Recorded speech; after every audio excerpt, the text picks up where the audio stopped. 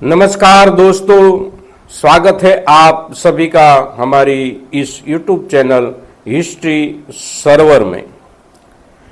साथ साथ आपको इस बात की बधाई भी देते हैं कि हमारे देश भारत में बनाए गए अनेकों बांधों की रचना के इतिहास से रूबरू होने के अवसर तक आप पहुंच गए हैं। दोस्तों, हमारे देश में बांध, बैराज, झील या तालाब ऐसे कोई भी सार्वजनिक जल संपदा संग्रह के सुगठित, सुंदर और सर्वसुलभ ढांचे के स्थापत्य का इतिहास बहुत पुरातन और रसप्रद है। देश का सबसे प्राचीन बांध कौन सा है, कहाँ, किस प्रदेश में है, किस नदी पर है, उसे किसने और कब बनवाया गया था, उसका उपयोग कब तक किया गया और आज वह स्थापत्य किस हालत में है, उस सभी का ब्यौरा तो हम लेंगे ही। साथ साथ ये भी जानेंगे कि उसके बाद आधुनिक भारत ने ऐसे बड़े बड़े बांध कहाँ कहाँ निर्मित किए हैं और बड़प्पन के तौर पर कौन सा स्थापत्य 1 से 5वें क्रम पर स्थापित है। तो आइए जानते हैं सबसे पहला भारतीय बांध स्थापत्य कौन सा है।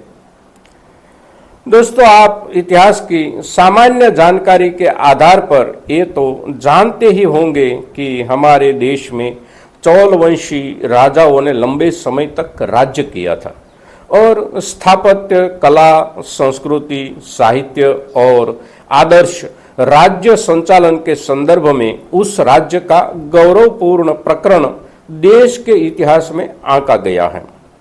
दोस्तों, आप भूगोल की सामान्य जानकारी के अनुसार ये भी जानते होंगे कि उसका राज्य प्रदेश दक्षिण भारत का वह प्रदेश था जिसे आज के समय आंध्र, तेलंगाना, तमिलनाडु और कर्नाटक के नाम से जाना जाता है। उसी प्रदेश से बहती हुई एक विशाल जल राशि वहन करने वाली प्रसिद्ध नदी कावेरी, जो कि पश्चिमी घाट से उद्गमित होकर दक्षिण पूर्व की ओर बहती हुई बांग्ला समुद्र से मिलती है, जो नदी अपने उद्गम स्थान ब्रह्मगिरी से समुद्र तक पहुंचने तक में लगभग 617 किलोमीटर की यात्रा करती है।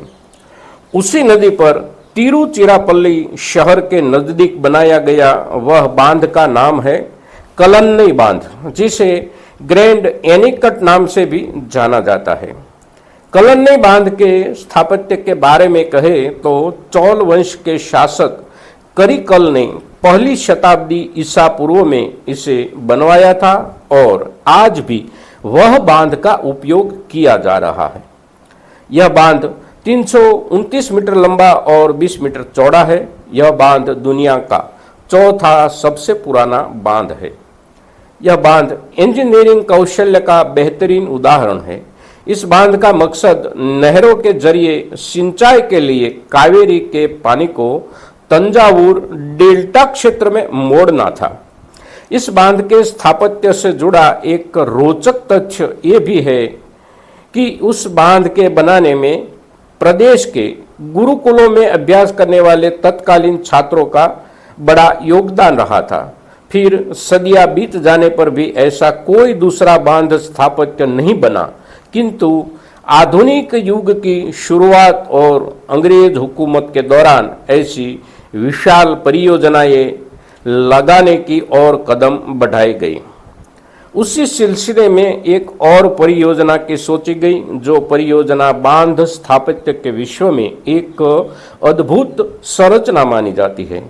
उस परियोजना का नाम है हीराकुंड बांध, जो महानदी पर उड़ीसा राज्य के संबलपुर के पास में आकृत की गई बांध योजना है। 15 मार्च 1946 को उड़ीसा के राज्यपाल सर हॉथॉर्न लुईस ने हीराकुंड बांध की आधारशिला रखी। फिर जून 1947 में सरकार को परियोजना का रिपोर्ट सौंपा गया।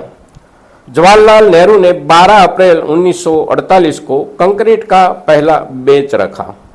ये बांध की कई विशिष्ट संरचना की लाक्षणिकता है, ये बांध का ज्यादातर स्ट्रक्चर मिट्टी का है।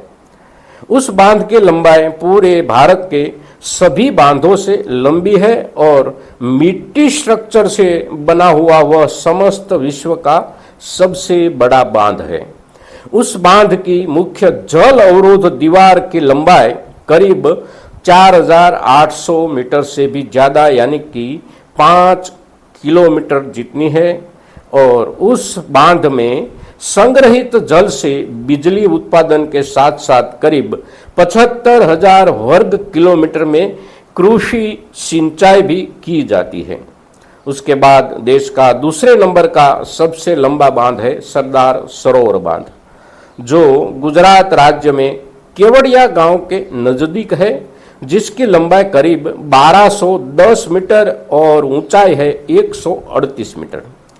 उस बांध की आधारशिला अप्रैल 5, 1961 में नेहरू जी ने रखी थी, किंतु पुनर्वास, ऊंचाई प्रमाण और जल हिस्सेदारी को लेकर निरंतर विवादों के चलते उसका आज का अंतिम स्वरूप तैयार होते होते करीब 55 वर्ष बीत गए।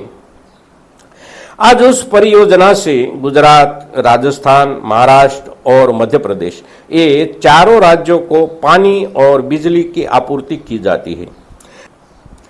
आइए अब जानते हैं भारत के ऊंचे बांध के बारे में। वह बांध का नाम है टिहरी बांध, जिसकी ऊंचाई है 260 मीटर और लंबाई है 575 मीटर। उसे बनाया गया है उत्तराखंड राज्य के गढ़वाल जिले के टिहरी नगर के पास। उस बांध की लंबाई और ऊंचाई के साथ साथ उसके स्थापत्य से जुड़ा इतिहास भी उतना ही लंबा चौड़ा है। परियोजना की प्रारंभिक जांच हुई सन 1961 में, किंतु कई कारणों के चलते उसका निर्माण कार्य शुरू हुआ 1978 में। जैसे ही बांध के निर्माण की शुरुआत हुई, उसके साथ साथ वहां के स्थानीय पर्यावरण संरक्षक और सामाजिक नेता सुंदरलाल बहुगुणा के द्वारा पर्यावरण सुरक्षा आंदोलन घोषित किया गया, जो आंदोलन पूरे विश्व में उनकी अनोखी प्रयोगशीलता को लेकर प्रसिद्ध हुआ। बांध निर्माण हेतु जंगल सफाई को रोकने के लिए हरेक पेड़ के साथ स्थानीय लोग ऐसे चिपक जाते थे कि तंत्र अपना काम नहीं कर पाता था और अवरोध के इस अनूठेपन को लेकर उस आंदोलन को चिपको आंदोलन से नाम से प्रसिद्धि मिली। पर्यावरणीय और मानवाधिकारों की चिंताओं के अलावा इस परियोजना से उस भू संवेदनशील हिमालयन विस्तार में बांध की स्थिरता को लेकर भी कई भूवैज्ञानिक चिंताएं होना स्वाभाविक था, क्योंकि बांध भूमि का वह प्रदेश मध्य हिमालयी भूकंपीय गैप में है, जो एक प्रमुख भूगर्भिक दोष क्षेत्र है। कुछ भूकंप वैज्ञानिकों का कहना है कि इस क्षेत्र में 8/5 या उससे भी अधिक तीव्रता वाले भूकंप आ सकते हैं। यदि ऐसी कोई तबाही घटती है तो संभवित रूप से परिणाम स्वरूप बांध टूटने से नीचे की ओर कई कस्बे जलमग्न हो जाएंगे। किंतु आखिर पर्यावरण संरक्षण की विचारधारा हमारे विकासवाद के सामने छोटी पड़ गई और बांध आखिरकार वर्ष 2006 में तैयार हो गया। टिहरी बांध से उत्पादित बिजली उत्तराखंड, उत्तर प्रदेश, पंजाब, हरियाणा, दिल्ली, जम्मू कश्मीर, चंडीगढ़, राजस्थान और हिमाचल प्रदेश उस सभी को वितरित की जाती है और उत्तराखंड, उत्तर प्रदेश, दिल्ली ये सभी के औद्योगिक क्षेत्रों को विशाल मात्रा में पानी भी वितरित किया जाता है। अब जानते हैं देश के सबसे बड़े बांध भाखड़ा के इतिहास के बारे में। सामान्य रूप से उसे भाखड़ा नांगल के नाम से जाना जाता है, क्योंकि वास्तव में ये भाखड़ा और नांगल दो बांधों से बनी संयुक्त परियोजना है। भाखड़ा बांध पंजाब और हिमाचल की सरहद पर सतलुज नदी के ऊपर स्थापित किया गया है। इस बांध की शुरुआत आजादी के पहले ही हो गई थी। योजना तैयार हुई 1944 में और निर्माण कार्य शुरू हुआ 1946 में। इस परियोजना की किसी बड़े विवाद में नहीं आई थी, तो उसका निर्माण कार्य समयबद्ध चलते रहने की वजह से वर्ष 1963 में बांध की संपूर्ण संरचना संपन्न हो गई। इस बांध की ऊंचाई 225 मीटर और लंबाई 518 मीटर है।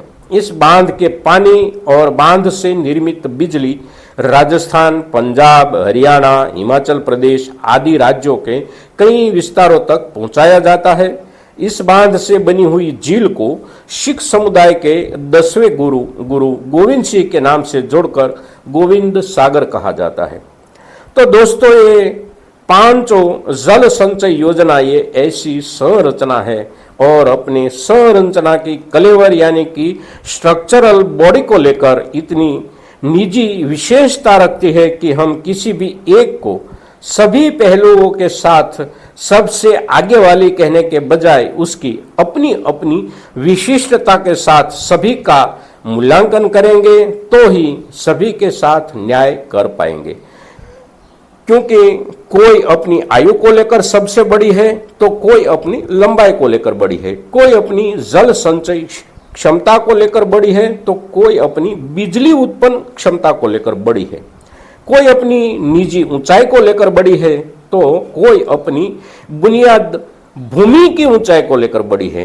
किंतु हाँ, एक बात निश्चित है कि हमारे देश के सार्वत्रिक बड़प्पन को स्थापित करने में ये सभी के बड़प्पन का अपना अपना एक निश्चित योगदान अवश्य है।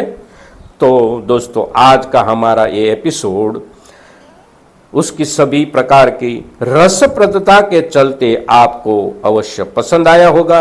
आने वाले दिनों में एक और रसप्रद इतिहास के साथ हम आपसे प्रस्तुत होंगे और प्रस्तुति की निरंतरता बनाए रखने का भी प्रयास करेंगे। आप सभी के लिए हार्दिक शुभकामना के साथ जय हिंद, जय भारत।